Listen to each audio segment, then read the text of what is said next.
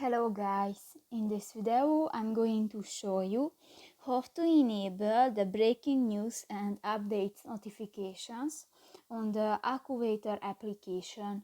But first of all, I just want to mention, please don't forget to subscribe to our channel, because at 100,000 subscribers we are going to show you our YouTube revenue statistics and growth strategy, how to make money online.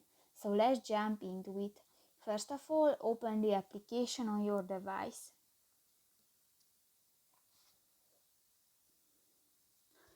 Tap to the three lines at the upper left corner of the screen and go to the settings button.